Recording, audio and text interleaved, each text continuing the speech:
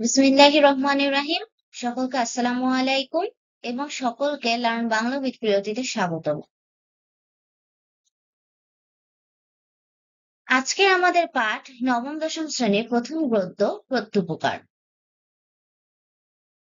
প্রত্যুপকার লিখেছেন ঈশ্বরচন্দ্র বিদ্যাসাগর।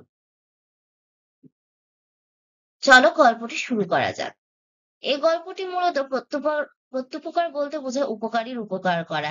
এরকমই এক উপকারীর উপকারের কাহিনী নিয়ে গল্পটি লেখা হয়েছে। যদিও গল্পটি সাধু ভাষায় একটু কঠিন করে লেখা হয়েছে, আমি চেষ্টা করব সহজ ভাষায় গল্পটি বুঝিয়ে দেওয়ার। আলী ইবনে আব্বাস নামে মামুন নামক খলিফার প্রিয় পাত্র ছিলেন। তাহলে খলিফার প্রিয় পাত্র কে ছিলেন? আলী ইবনে আব্বাস নামে একটি লোক। নামগুলো খেয়াল রাখবে, বহু নির্বাচনের জন্য কিন্তু এই নামগুলো দরকার হতে পারে, আবার এক নম্বরে যে জ্ঞানমূলক প্রশ্ন আসে সেগুলোর জন্য লাগতে পারে। আচ্ছা, তিনি বলিয়া গিয়াছেন, আমি একদিন অপরাহ্নে খলিফার নিকট বসিয়া আছি। এমন সময় হস্তপদবদ্ধ এক ব্যক্তি তাহার সম্মুখে নীত হইলেন। তাহলে একদিন বিকেলে খলিফার নিকটে যখন তিনি বসে আছেন, তখন হস্তপদবদ্ধ মানে হাত পা বাঁধা একজন লোককে তার সম্মুখে মানে সামনে নিয়ে আসা হলো। খলিফা আমার প্রতি এই আজ্ঞা করলেন, তুমি এই ব্যক্তিকে আপন আলয়ে লইয়া গিয়া রুদ্ধ করিয়া রাখিবে। তাহলে খলিফা তাকে, মানে এখানে আলী ইবনে আব্বাস যে কাহিনীটা প্রকাশ করছেন সেটা বলেছেন। আহ খলিফা তার নিকট কি বললো, তাকে কি আজ্ঞা করলো যে ওই পদবদ্ধ ব্যক্তিকে নিজের বাড়িতে নিয়ে যেয়ে বন্ধ করে রাখতে। করল আমার নিকট উপস্থিত করবে, মানে কালকে খলিফার নিকট যাতে তাকে উপস্থিত করা হয়। তদীয় ভাব দর্শনে স্পষ্ট প্রতীত হলো তিনি ওই ব্যক্তির উপর অত্যন্ত ক্রুদ্ধ হয়েছেন। তার ভাব দেখে কি মনে হলো যে সে ওই ব্যক্তির উপর অনেক রাগ করেছে, রাগান্বিত হয়েছেন তিনি। আমি তাহাকে আপন আলয়ে আনিয়া অতি সাবধানে রুদ্ধ করিয়া রাখিলাম, কারণ যদি তিনি পলাইয়া যান তা আমাকে খলিফার কোপে পতিত হতে হইবে। তাহলে কি করলেন তিনি? ওই ব্যক্তিকে রুদ্ধ করে রাখলেন সাবধানে নিজের বাড়িতে, কারণ সে যদি পালিয়ে যায় তাহলে তাকে খলিফার রাগের মুখে পড়তে হবে। কোপে মানে ক্রোধানল বা রাগে পড়তে হবে। কিয়ৎক্ষণ পর আমি তাহাকে জিজ্ঞাসিলাম, আপনার নিবাস কোথায়? তিনি বললেন, ডেমাস্কাস আমার জন্মস্থান। ওই নগরে যে অংশে বৃহৎ মসজিদ আছে সেখানে আমার বাস। তার মানে কিছুক্ষণ পর তিনি তাকে জিজ্ঞাসা করলেন যে তার বাসা কোথায়, মানে সে কোথায় বসবাস করত। সে বলল ডেমাস্কাসে জন্মগ্রহণ করেছে। ডেমাস্কাস হলো সিরিয়ার রাজধানী, দামেস্ক যেটা সেটা। সেখানে যেখানে একটা বৃহৎ মসজিদ আছে সেখানে নাকি তার বাস। আমি বললাম, ডেমাস্কাস নগরীর বিশেষত যে অংশে আপনার বাস তাহার উপর জগদীশ্বরের শুভদৃষ্টি থাকুক। ওই অংশের অধিবাসী এক ব্যক্তি একসময় আমার প্রাণদান দিয়েছিলেন। তার মানে আলী ইবনে আব্বাস বলল কি, যে ডেমাস্কাস শহরের মানে নগরে যেখানে যিনি বাস করেন সেখানে যাতে সৃষ্টিকর্তার শুভ দৃষ্টি পড়ে, মানে তার কল্যাণ হয়, তার মঙ্গল কামনা করেছেন। কেন?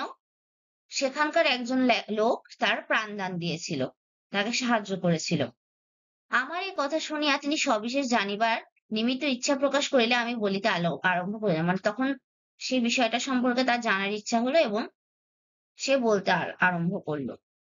বহু বছর পূর্বে ডেমাস্কাসের শাসনকর্তা পদচ্যুত হইলে তিনি তদীয় পদে অধিষ্ঠিত হন। আমি তাহার সমবিবাহারে তথায় গিয়েছিলাম।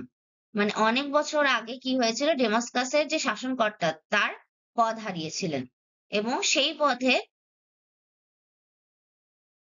আরেকজন অধিষ্ঠিত হয়, আর তার সমবিহারে তিনি গিয়েছিলেন, মানে সমবিহারে তার সঙ্গে তিনি ছিলেন।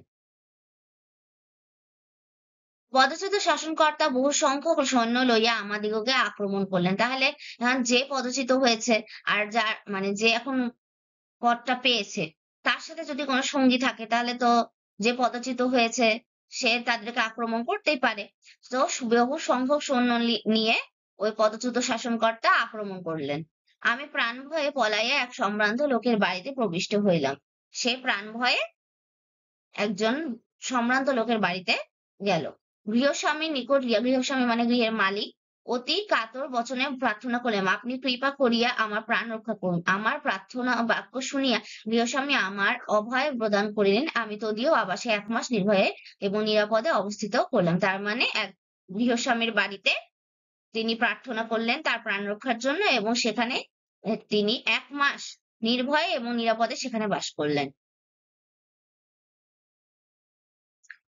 একদিন আশ্রয়দাতা আমায় বলিলেন, এই সময় অনেক লোক বাগদাদ যাইতেছেন। স্বদেশে প্রতিগমনের পক্ষে আপনি ইহা অপেক্ষা অধিক সুবিধা সময় পাবেন না। মানে তার স্বদেশ হলো বাগদাদ। বাগদাদে যাওয়ার জন্য, বাগদাদ না, হ্যাঁ বাগদাদ স্বদেশ, এটা মনে রাখবে। বাগদাদে যাওয়ার জন্য সে এর থেকে ভালো সময় আর পাবে না, এখন সবাই বাগদাদে যাচ্ছে। তো আলী ইবনে আব্বাস সম্মত হইলেন। আমার সঙ্গে কিছু অর্থ ছিল না, লজ্জাবশত আমি তাহার নিকট সে কথা ব্যক্ত করিতে পারিলাম না। তিনি আমার আকার প্রকার দর্শনে তাহা বুঝিতে পারলেন, কিন্তু তৎকালে কিছু না বলিয়া মৌন অবলম্বন করলেন। মৌন অবলম্বন মানে চুপ করে রইলেন। মানে আলী ইবনে আব্বাসের কাছে যে কোনো অর্থ ছিল না, কিন্তু লজ্জায় সেই কথা কাউকে বলতে পারলেন না, কিন্তু তার ভাব আচার আচরণে সেটা বোঝা গেল। সেই লোকটি বুঝতে পারলেও কিন্তু তখন চুপ করে রইলেন, কিছু বললেন না। তিনি আমার জন্য যে সমস্ত উদ্যোগ করিয়া রাখিয়াছিলেন, প্রস্থান দিবসে তাহা দেখিয়া আমি বিস্ময়াপন্ন হলাম। কিন্তু যাওয়ার সময় তিনি যে ধরনের ব্যবস্থা গ্রহণ করেছিলেন তা দেখে তিনি আকর্ষিত হলেন, মানে বিস্ময়াপন্ন মানে খুব খুশি হলেন, এবং মানে কি বলবো, অবাক হলেন। একটি উৎকৃষ্ট অশ্ব সুসজ্জিত হইয়া আছে, আর একটি অশ্বের পৃষ্ঠে খাদ্য সামগ্রী স্থাপিত হইয়া আছে। তার মানে একটা অশ্ব সুসজ্জিত মানে একটা ঘোড়ার পিঠা বা খাদ্য সামগ্রী রয়েছে। আবার পথে পরিচর্যা করার জন্য নিমিত্ত মানে জন্য একটা ভৃত্য মানে একটা চাকরও তাকে দিয়ে দেওয়া হয়েছে। প্রস্থান সময় উপস্থিত হইলে সেই দয়াময় সদাশয় আশ্রয়দাতা আমার হস্তে একটি স্বর্ণ মুদ্রার থলি দিলেন এবং আমাকে যাত্রীদের নিকটে লইয়া গেলেন। তার মানে যাত্রীদের নিকট নিয়ে গেলেন এবং এক থলি স্বর্ণ মুদ্রাও দিলেন। তন্মধ্যে যাহাদের সহিত তাহার আত্মীয়তা ছিল তাহাদের সঙ্গে আলাপ করিয়া দিলেন। তার মানে যাত্রীদের মধ্যে যার সঙ্গে তার আত্মীয়তা ছিল তাদের সাথে তিনি পরিচিত করে দিলেন। আমি আপনকার বসতি স্থানে এই সমস্ত উপকার প্রাপ্ত হয়েছেন। তাহলে ওই হস্তপদ্ম ব্যক্তির যে বসতি স্থান, সেখানে আলী ইবনে আব্বাস এই উপকার প্রাপ্ত হয়েছিলেন। এজন্য পৃথিবীতে যত স্থান আছে ওই স্থান আমার সবার অপেক্ষা প্রিয়। যেহেতু প্রাণ বাঁচিয়েছিলেন তাই ওই স্থানটি তার সবচেয়ে প্রিয়। এই নির্দেশ করিয়া দুঃখ প্রকাশ পূর্বক আমি বলিলাম, আক্ষেপের বিষয় এই, আমি এ পর্যন্ত সেই দয়াময় আশ্রয়দাতার কখনো কোনো উদ্দেশ্য পাইলাম না। যদি তাহার নিকট কোনো অংশে কৃতজ্ঞতা প্রদর্শনে অবসর পায়, তাহা হলে মৃত্যুকালে আমার কোনো ক্ষোভ থাকবে না। কিন্তু তিনি তার খোঁজ জানেন না, কিন্তু কখনো যদি তিনি তার খোঁজ পায় তাহলে মৃত্যুকালে তার কোনো ক্ষোভ বা কষ্ট থাকবে না। এ কথা শুনিবা মাত্র তিনি অতিশয় আহ্লাদিত হইয়া বলেন, আপনার মনস্কাম পূর্ণ হয়েছে। আপনি যে ব্যক্তির কথা উল্লেখ করিলেন সে এই হতভাগ্যই আপনাকে 1 মাস কাল আপনালয়ে রাখিয়াছিল। কিন্তু ভাগ্যের খেলা এমনই যে হস্তপদবদ্ধ ব্যক্তি যিনি, সেই হলো সেই লোকটি যে আলী ইবনে আব্বাসকে আশ্রয় দিয়েছিলেন 1 মাস, সেটা তিনি বললেন। তাহার এই কথা শুনিয়া আমি চমকিয়া উঠিলাম। সবিশেষ অভিনিবেশ সহকারে কিয়ৎক্ষণ নিরীক্ষণ করিয়া তাহাকে চিনিতে পারে, মানে খুব গুরুত্ব সহকারে তাকে দেখে যে মানে তিনি চমকে উঠলেন এবং খুব গুরুত্বপূর্ণ সহকারে কিছুক্ষণ দেখার পর তাকে চিনতে পারলো। আহ্লাদে পুলকিত হইয়া অশ্রুপূর্ণ নয়নে আলিঙ্গন করলাম, তাকে আলিঙ্গন করলো, খুশি হলো। তাহার হস্ত এবং পদ হইতে লৌহ শৃঙ্খল খুলিয়া দিলাম, এবং কি দুর্ঘটনাক্রমে তিনি খলিফার কোপে পতিত হইয়াছেন তাহা জানিবার নিমিত্তে নিতান্ত ব্যাকুল হলাম। মানে তিনি এবার এখন তার বন্ধন খুলে দিলেন এবং জানতে চাইলেন যে কেন সে খলিফার কোপে পতিত হয়েছে। তখন তিনি বললেন, কতিপয় নিজ প্রকৃতির লোক ঈর্ষাবশত শত্রুতা করিয়া খলিফার নিকট আমার উপর উৎকট দোষারোপ করিয়াছে। তার জন্য তদীয় আদেশক্রমে হঠাৎ অবরুদ্ধ এবং এখানে আনিত হইয়াছে। মানে কিছু মানে ঈর্ষাবশত মানে হিংসা করে কিছু হিংসুক নিজ প্রকৃতির লোক তার সাথে শত্রুতা করেছে। শত্রুতা করে তার নামে বিভিন্ন উৎকট মানে অদ্ভুত দোষ চাপিয়ে দিয়েছে, এবং তার জন্য খলিফা তার উপর রাগান্বিত হয়েছে, তাকে হঠাৎ অবরুদ্ধ করা হয়েছে, মানে বন্দী করা হয়েছে। আসিবার সময় স্ত্রী পুত্র কন্যাদিগের সহিত দেখা করতেও পারেননি তিনি। বোধ করি আমার প্রাণদণ্ড হইবে, সে মনে করে তার প্রাণদণ্ড হবে। অতএব আপনার নিকট বিনীত বাক্যে প্রার্থনা এই, আপনি অনুগ্রহ করিয়া আমার পরিবার বর্গের নিকট এই সংবাদ পাঠিয়া দিবেন, তাহা হলে আমি যথেষ্ট উপকৃত হব। মানে তিনি বলছেন যদি আমার পরিবারের কাছে আমার দুঃসংবাদটা পৌঁছে দেওয়া যায়, মানে যে আমি যেখানে আটক হয়েছি সেই সংবাদটা পৌঁছে দেওয়া যায়, তাহলে তিনি উপকৃত হবেন। তার এই প্রার্থনা শুনে আমি বললাম, "না, না, আপনি এক মুহূর্তের জন্য প্রাণনাশের আশঙ্কা করিবেন না। আপনি এই মুহূর্ত হইতে স্বাধীন।" এই বলিয়া পাথেয় স্বরূপ সহস্র মুদ্রার একটি থলে তাহার হস্তে দিয়া বলিলাম, "আপনি অবিলম্বে প্রস্থান করুন এবং স্নেহাস্পদ পরিবারবর্গের সহিত মিলিত হইয়া সংসার যাত্রা সম্পন্ন করুন। আপনাকে ছাড়িয়া দিলাম, এজন্য আমার উপর খলিফার মর্মান্তিক ক্রোধ এবং দ্বেষ জন্মিবে তাহাতে সন্দেহ নাই। কিন্তু যদি আপনার প্রাণ রক্ষা করিতে পারি, তাহলে সেজন্য আমি অনুমাত্র দুঃখিত হইব না।" মানে তিনি খালি খবর পৌঁছে দিতে চাচ্ছিলেন না, তিনি চাচ্ছিলেন তাকে মুক্ত করে দিতে। এমনকি তাকে এক থলি স্বর্ণমুদ্রাও দেন। পাথেয় মানে টাকা স্বরূপ তিনি স্বর্ণমুদ্রা দেন এবং তাকে তার পরিবারের সাথে মিলিত হতে বলেন। তাকে চলে যেতে বলেন, পালিয়ে যেতে বলেন। কিন্তু তিনি জানেন, আলী ইবনে আব্বাস কিন্তু জানেন যে তাকে খলিফার রাগের সম্মুখীন হতে হবে, এমনকি তার মৃত্যুদণ্ড নিতে পারে। কিন্তু সে যদি তার প্রাণের বিনিময়ে তাকে যে উপকার করেছিল, তার প্রাণ যে দিয়েছিল, তার যদি প্রাণ ফিরাতে পারে, তাহলে তিনি কিছুমাত্র দুঃখ পাবেন না। আমার প্রস্তাব শুনিয়া তিনি বলিলেন, "আপনি যাহা বলিতেছেন আমি কখনোই তাহাতে সম্মত হইতে পারিব না। আমি এত নিচাশয় এবং স্বার্থপর নহি যে কিছুকাল পূর্বে যে প্রাণের রক্ষা করিয়াছি, আপন প্রাণ রক্ষাতে এক্ষণে সেই প্রাণের বিনাশের কারণ হইব। তাহা কখনো হইবে না, যাহাতে খলিফা আমার উপর আক্রোধ হন। আপনি দয়া করিয়া তাহার যথোপযুক্ত চেষ্টা করে দেখুন। তাহা হইলে আপনার প্রকৃত কৃতজ্ঞতা প্রদর্শন করা হইবে। যদি আপনার চেষ্টা সফল না হয়, তাহলে আমার কোনো খুঁত থাকিবে না।" তার মানে এখন বললেন যে তিনি এত স্বার্থপর বা নীচ নয় যে, তার মানে যার প্রাণের রক্ষা তিনি ১ মাস আগে মানে তিনি করেছেন। ১ মাস তাকে বাঁচিয়েছেন, রক্ষা করেছেন। তার তার নিজের প্রাণ বাঁচানোর জন্য তার প্রাণের ক্ষতি করবেন। অন্যের প্রাণের ক্ষতি করবেন, এটা তিনি চান না।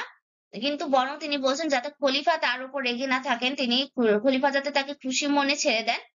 আ সেজন আ নির নির্বিচারে মানে নির্দোষ হন তিনি। তার নির্দোষ হওয়ার কথা তিনি বলেছেন। যাতে খলিফার কাছে তিনি নির্দোষ প্রমাণিত হতে পারেন। এভাবে তাহলে তার কৃতজ্ঞতা প্রদর্শন করা হবে। কিন্তু সে যদি নাও পারে, তাহলেও তার কোনো ক্ষোভ থাকবে না। কারণ তিনি তো চেষ্টা করেছেন।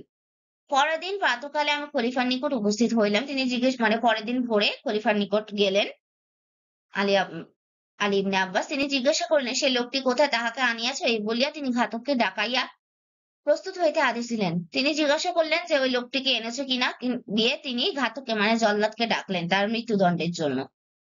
তখন আমি তাহার চরণে পতিত হইয়া বিনীত এবং কাতর বচনে বলিলাম, "ধর্মাবতার, ওই ব্যক্তির বিষয়ে আমার কিছু বক্তব্য আছে।" মানে তিনি কিছু ওই ব্যক্তির বিষয়ে বলতে চাইলেন তার পা ধরে। "অনুমতি হইলে সবিশেষ সমস্ত আপনকার গোচর করি।" মানে অনুমতি পেলে তিনি সমস্ত কিছু বর্ণনা করবেন। একথা শুনিবা মাত্র তাহার কোপানল প্রজ্বলিত হইয়া উঠিল। মানে খলিফা খুবই ক্ষেপে উঠলেন। কোপানল মানে রাগের আগুন। তিনি রোষরক্ত নয়নে বলে মানে রক্ত চোখে মানে রক্ত আগুন চোখে তিনি বললেন যে, "আমি শপথ করিয়া বলিতেছি, যদি তুমি তাহাকে ছাড়িয়া দিয়া থাকো, এই দণ্ডে তোমার প্রাণদণ্ড হবে। মানে তুমি যদি তাকে ছেড়ে দাও, তাহলে তোমার প্রাণদণ্ড হবে।" তখন আমি বলিলাম, "আপনি ইচ্ছা করিলে এই মুহূর্তে আমার এবং তাহার প্রাণদণ্ড করিতে পারেন, তাহার সন্দেহ কি? আপনি এই মুহূর্তে আমার এবং তার মৃত্যুদণ্ড নিতে পারেন, এটাতে সন্দেহ নাই। কিন্তু আমি যে নিবেদন করিতে ইচ্ছা করিতেছি, কৃপা করিয়া তাহা শুনিলে আমি চরিতার্থ হই।" মানে তিনি যে মানে তিনি যে কথাটা বলতে চান, সেটা যদি বলতে পারেন, তাহলে তিনি উপকৃত হন। এ কথা শুনিয়া খলিফা উদ্ধত বচনে বলিলেন, "কি বলিতে চাও বলো?" মানে তখন জিজ্ঞাসা করলেন কি বলতে চায়। তখন সে ব্যক্তি ডেমাস্কাস নগরে কিরূপে আশ্রয়দান এবং প্রাণ রক্ষা মানে ডেমাস্কাস শহরে যে প্রাণ রক্ষা এবং আশ্রয়দানের কাহিনীটাও বর্ণনা করিলেন। এক্ষণে তাহাকে ছাড়িয়া দিতে চাহিলে আমি অবধারিত বিপদে পড়িব, এজন্য তাহাতে কোনো মতে সম্মত হইলেন না। এই ২ বিষয়ে সবিশেষ নির্দেশ করিয়া বললেন। মানে তাকে পালিয়ে যেতে বলেও সে যে পালিয়ে যায় না, সেই কাহিনীটাও বর্ণনা করলেন। তখন ধর্মাবতার যে ব্যক্তির এরূপ প্রকৃতি এবং এরূপ মতি মানে এত যে ভালো লোকটা, তার যে এত ভালো আচরণ সেটাই বলা হয়েছে। অর্থাৎ যে ব্যক্তি এমন দয়াশীল, পরোপকারী, ন্যায়পরায়ণ এবং সৎ বিবেচক, সে কি কখনো দুরাচার মানে খারাপ ব্যবহার করতে পারে বা খারাপ কিছু তার দ্বারা হতে পারে সম্ভব? নিজ প্রকৃতি পরহিংসুক। মানে নিজ প্রকৃতি এবং হিংসুক, দুরাত্মা মানে খারাপ মানুষেরা ঈর্ষাবশত মানে হিংসাপরায়ণ হয়ে অমূলক দোষারোপ করিয়া তাহার সর্বনাশ করিতে উদ্যত হয়েছে। নতুবা যাহাতে প্রাণদণ্ড হইতে পারে, তিনি এরূপ কোন দোষে দূষিত হইতে পারেন, এরূপ বিশ্বাস আমার হয় না। এই ক্ষেত্রে আপনার যেরূপ অভিরুচি হয়। কারণ এখন এত কাহিনী বলার পর তিনি বলছেন যে এখন আপনার মানে খলিফার যা ইচ্ছা হয় সেটা যেন তিনি করেন। খলিফা মহামতি অতি উন্নত চিত্ত পুরুষ ছিলেন, মানে তিনি অনেক মহানুভব ছিলেন এবং উন্নত চিত্র মানে উন্নত মনের মানুষ ছিলেন। তিনি এই সকল কথা কর্ণগোচর মানে শুনিয়া, কানে শুনিয়া কিয়ৎক্ষণ মৌন অবলম্বন করে মানে কিছুক্ষণ চুপ করে থাকলেন। অনন্তর প্রসন্ন বদনে বললেন, তারপর খুশি হয়ে বললেন, যে ব্যক্তি এরূপ দয়াশীল এবং নয়াপরায়ণ ইহা অবগত হইয়া আমি অতিশয় আহ্লাদিত হইলাম। মানে তার চরিত্র সম্পর্কে জেনে, দয়াশীল এবং নয়পরায়ণতা সম্পর্কে জেনে তিনি খুব খুশি হলেন। তিনি প্রাণদণ্ড অব্যাহত দিলেন। বলিতে গেলে তোমা হইতে তাহার প্রাণ রক্ষা হইল, মানে আলী ইবনে আলী আব্বাসের দ্বারাই তার প্রাণ রক্ষা পেল। এক্ষণে তাহাকে অবিলম্বে এই সংবাদ দাও ও আমার নিকটে লইয়া আসো। তখনই তাকে খলিফার নিকট নিয়ে আসতে বলা হয়। এই কথা শুনিয়া আহ্লাদের সাগরে মগ্ন হইয়া আমি সত্বর গৃহে প্রত্যাগমন পূর্বক তাহাকে খলিফার নিকট উপস্থিত মানে তখন কি আলী ইবনে আব্বাস খুশি হয়ে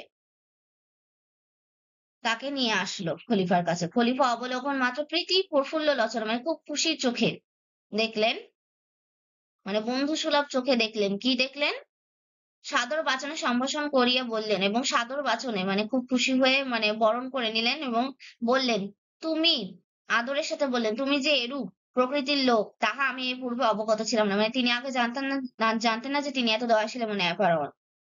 দুষ্টমতি দুরাচার দিগের বাক্য বিশ্বাস করিয়া অকারণে তোমার প্রাণদণ্ড করিতে উদ্যত হইয়াছিলাম। মানে হিংসুকদের বা খারাপ মানুষদের বাক্য বিশ্বাস করে মানে কথা বিশ্বাস করে অকারণে তিনি প্রাণদণ্ড নিতে চেয়েছিলেন। এক্ষণে ইহার নিকটে তোমার প্রকৃত পরিচয় পাইয়া সাতিশয় প্রীতিপ্রাপ্ত হয়েছি। মানে এখনই তোমার প্রকৃত পরিচয় আমি পেয়েছি এবং খুব খুশি হয়েছি। আমি অনুমতি দিতেছি তুমি আপন আলয়ে প্রস্থান করো, তুমি নিজের বাড়িতে চলে যাও।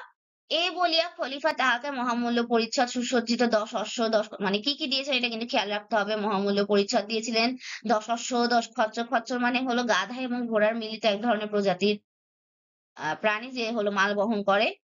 10 উষ্ট্র মানে উট, অশ্ব মানে কিন্তু ঘোড়া। ডেমাসকাসের রাজধানী প্রতিনিধি স্বরূপ এক অনুরোধ পত্র এবং পাথেয় স্বরূপ বহু সংখ্যক অর্থ দিয়েছিলেন তাকে। তার মানে এত কিছু দিয়ে তিনি তাকে বিদায় করলেন এবং তার প্রতি খুশি হলেন। সহজ ভাষায় গল্পটি আমি একবার বোঝানোর চেষ্টা করলাম। এরপর আমরা কিছু শব্দার্থ এবং টিকা দেখে নিই। প্রত্যুপকার মানে উপকারীর উপকার, অভিরুচি মানে ইচ্ছা, সমবিবাহের মানে সঙ্গে, নিষ্কৃতি মানে মুক্তি। এভাবে আরো কিছু শব্দার্থ এবং টিকা রয়েছে, যেমন কোপানল মানে কোপানল, প্রতীতি মানে বিশ্বাস, পরিচ্ছদ, পোশাক, প্রীতি, প্রফুল্ল, লোচনে যে শব্দটি এটা খেয়াল রাখবে। তিনটি শব্দ প্রীতি, প্রফুল্ল এবং লোচন, বন্ধুত্বের অনুভূতিতে আনন্দিত চোখ। মন অবলম্বন মানে তো হলো নীরবতা পালন, অব্যাহত মানে মুক্তি বা ছাড়া পাওয়া, অবধারিত মানে নিশ্চিত, প্রত্যাগমন মানে ফিরে আসা, রোষারক্ত নয়ন মানে ক্রোধে লাল চোখ, অবলোকন মাত্র মানে দেখা মাত্র, সম্ভাষণ মানে সম্বোধন, উৎকট মানে অত্যন্ত প্রবল তীব্র, আর অবরুদ্ধ মানে বন্ধে, নিরীক্ষণ মানে মনোযোগ দিয়ে দেখা। খলিফা, কারণ খলিফা বলতে বোঝায় আমাদের মহানবী সাল্লাল্লাহু আলাইহি সাল্লামের মৃত্যুর পর যে সর্বপ্রধান শাসনকর্তা ছিলেন তাদেরকে বলা হয় খলিফা। ডেমাসকাস তো বললাম সিরিয়ার এখন রাজধানী দামেস্ক, এশিয়ার প্রাচীন একটি শহর। হযরত ইব্রাহিম আলাইহিস সালামের যুগের পূর্বে এখানে শহর গড়ে উঠেছিল। মামুন, এখানে আল মামুন নামে সমধিক পরিচিত। তার পূর্ণ নাম কি? আবুল আব্বাস আব্দুল্লাহ আল মামুন, 786 থেকে 833 খ্রিস্টাব্দ। তিনি ছিলেন কি সপ্তম আব্বাসীয় খলিফা এবং খলিফা হারুনুর রশিদের দ্বিতীয় পুত্র। এটা খেয়াল রাখবে। বাগদাদ বর্তমানে কোথাকার রাজধানী? ইরাকের রাজধানী। খলিফা হারুনুর রশিদের সময় বাগদাদ মুসলিম সভ্যতার শ্রেষ্ঠ নগরীতে পরিণত হয়। টাইগ্রিস নদীর উভয় তীরে এবং ফুরাত এবং ইউফ্রেটিস নদীর 25 মাইল উত্তরে অবস্থিত। আব্বাসীয় খলিফা মনসুর 763 খ্রিস্টাব্দে নগরটি প্রতিষ্ঠা করেন। এবার পাঠ পরিচিতি। পাঠ পরিচিতিতে খেয়াল রাখবে, মূল কথা তো আমি যেগুলো বলেছি সেটাই বলা হয়েছে। প্রত্যুপকার রচনাটি কোথায়? আখ্যান মঞ্জুরি দ্বিতীয় ভাগ থেকে নেওয়া হয়েছে। ঈশ্বরচন্দ্র বিদ্যাসাগর। আখ্যান মঞ্জুরি কবে রচিত হয়? 1868 খ্রিস্টাব্দ। বিশ্বের নানা দেশের ইতিহাস প্রসিদ্ধ ব্যক্তিগণের জীবনের গৌরবদীপ্ত ঘটনা এখানে ফুটে উঠেছে। আলিয়া আব্বাস নামক এক ব্যক্তির প্রতি উপকারের কাহিনী এটি। কাহিনীটা সংক্ষেপে এখানে বলা হয়েছে। আর খলিফার মহত্ব এই রচনায় প্রকাশিত হয়েছে। এবার লেখক পরিচিতিতে চলে আসি। লিখেছেন কে? ঈশ্বরচন্দ্র বিদ্যাসাগর। ভারতের পশ্চিমবঙ্গের মেদিনীপুর জেলার বীরসিংহ গ্রামে 26শে সেপ্টেম্বর এবং 1820 সালে জন্মগ্রহণ করেন। তার মূল নাম কি? ঈশ্বরচন্দ্র বন্দ্যোপাধ্যায়। কিন্তু বিদ্যাসাগর কিন্তু তার উপাধি।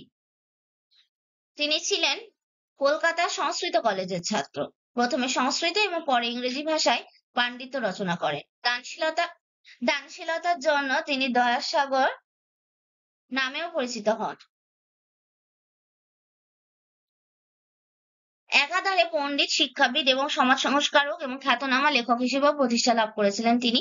সুশৃঙ্খল পদবিন্যাস, যথাযথভাবে জ্যোতিচিহ্ন মানে বিরাম চিহ্নের কথা বলা হয়েছে, এবং সাহিত্যিক গদ্য রচনার জন্য তাকে কি বলা হয়? বাংলা গদ্যের জনক বলা হয়। বাংলা বর্ণমালাকে নতুন বিন্যাসে সাজিয়েছেন। 1855 সালে বিদ্যাসাগর প্রকাশ করেন শিশু পাঠ্য বই বর্ণপরিচয়। ভাষা শিক্ষাদানের ক্ষেত্রে এই বই আজও পথপ্রদর্শক হিসেবে বিবেচিত হয়। বেতাল পঞ্চবিংশতি, বানানগুলো খেয়াল রাখবে, এগুলো একটু কঠিন বানান। ব্যাকরণ কৌমুদী, শকুন্তলা, বিধবা বিবাহ প্রচলিত হওয়া উচিত কিনা, এতটি বিষয়ক প্রস্তাব, সীতার বনবাস, ভ্রান্তি বিলাস প্রভৃতি তার প্রধান গ্রন্থ। ঈশ্বরচন্দ্র বিদ্যাসাগর 1891 সালের 29 জুলাই মৃত্যুবরণ করেন। বহু নির্বাচনী প্রশ্ন। খলিফা মামুন কোথাকার রাজধানী ছিলেন? খলিফা মামুন কোথাকার শাসনকর্তা ছিলেন? কোথাকার? ডেমাস্কাস। সে বিস্ময়বহ কাহিনী শুনিয়া নৃপতি মুগ্ধ হইলেন। বহুদিনের বিদ্বেষ ভাব দূরে গেল, ভক্তিতে অন্তর আর্দ্র হইল, প্রেমের জয় হইল। নৃপতির কণ্ঠে হাতেমের জয়গান, তাহার কণ্ঠ ভেদিয়া উত্থিত হইলে ধন্য হাতেম, ধন্য তাহার কুল। এখানে নৃপতির মাধ্যমে প্রত্যুপকার গল্পে খলিফার মহানুভবতা প্রকাশ পেয়েছিল। মানে ঔচিত্যবোধ এখানে না, বদান্যতা বা দানশীলতা কোনোটাই এখানে প্রকাশ পায়নি, বরং তাদের দুজনের মহানুভবতা প্রকাশ পেয়েছে। সৃজনশীল প্রশ্নে চলে আসি। আচ্ছা, সৃজনশীল প্রশ্ন কিভাবে লিখতে হবে সেটার ব্যাখ্যা আমি আগের ভিডিওতে দিয়েছি, এখন শুধু মূল কথাটি বলবো, প্রশ্নের উত্তরটি। প্রত্যুপকার শব্দের অর্থ কি আমরা জানি? উপকারীর উপকার। খলিফা মামুন কিছুক্ষণ মৌন হয়েছিলেন কেন? কারণ তিনি যে হলো ওই হস্তপদবদ্ধ যে লোকটি, সে যে এত উপকার করেছিল এবং সে যে এত দয়াশীল, ন্যায়পরায়ণ, সেটি হঠাৎ জানতে পেরে তিনি মৌন মৌন হয়ে গিয়েছিলেন, মৌন অবলম্বন করেছিলেন। এবার উদ্দীপকটি দেখি। চুরির অভিযোগে কিছু লোক জনৈক ব্যক্তিকে চেয়ারম্যানের ইউনিয়ন পরিষদে হাজির করলো। ঘটনার বিবরণ শুনে তিনি চৌকিদার আমজাদকে ডেকে নির্দেশ দিলেন বন্দীকে তার বাড়িতে রাখতে। ঘটনাক্রমে আমজাদ জানতে পারলেন বন্দী ব্যক্তি আর কেউ নেই, সেই 10 বছর আগে আমজাদের সন্তানকে সড়ক দুর্ঘটনা থেকে বাঁচিয়েছিল। নিজ গৃহে নিয়ে গিয়ে আহত সন্তানের সেবা করেছেন, কিন্তু আমজাদ নিজের ক্ষতি হবে ভেবে না চেনার ভান করে চুপ করে রইল। আচ্ছা, মানে উদ্দীপকের বন্দির ঘটনায় প্রত্যুপকার গল্পের কোন কথাটা স্মরণ করিয়ে দিয়ে ব্যাখ্যা করো। এখানে বন্দির ঘটনার সাথে কোনটা মিল পায়? ওই যে আলী ইবনে আব্বাসের কাছে যে একটা হস্তবদ্ধ ব্যক্তিকে নিয়ে আসা হয় এবং তাকে যে নিজের ঘরে তাকে বন্দি করে রাখতে বলা হয়, সেই কাহিনীটা এখানে ফুটে উঠেছে। আর ভয়ে বলেছে আমজাদ এবং আলী ইবনে আব্বাস উভয় বন্দি, কিন্তু কর্তৃক উপকৃত হলে এটা একরকম নয়। অবশ্যই একরকম নয়, কারণ কি? এখানে একজন নিজের উদ্দীপকে কিন্তু নিজের প্রাণের ভয়ে তার উপকারীকে সে চিনতেই পারে না, আর অন্যদিকে আলী ইবনে আব্বাস তার প্রাণ রক্ষা করেছিল বলে হস্তপদবদ্ধ ব্যক্তি লোকটা তার প্রাণ দান করেছিল বলে তার নিজের প্রাণের ক্ষতি হবে কি হবে না ভেবে তাকে পালিয়ে যেতে বলেছিলেন, এবং খলিফার কাছে তার পক্ষে কথা বলেছিলেন, এটাই বলা হয়েছে। তাই জন্য এরা একরকম নয়। ধন্যবাদ। আজকে এই পর্যন্তই। তোমাদের গল্পটি সহজ লেগেছে এটা আশা করি, এবং তোমাদের কোনো সমস্যা থাকলে তোমরা কমেন্টে বলতে পারো। Please like, comment and subscribe in my channel. ধন্যবাদ।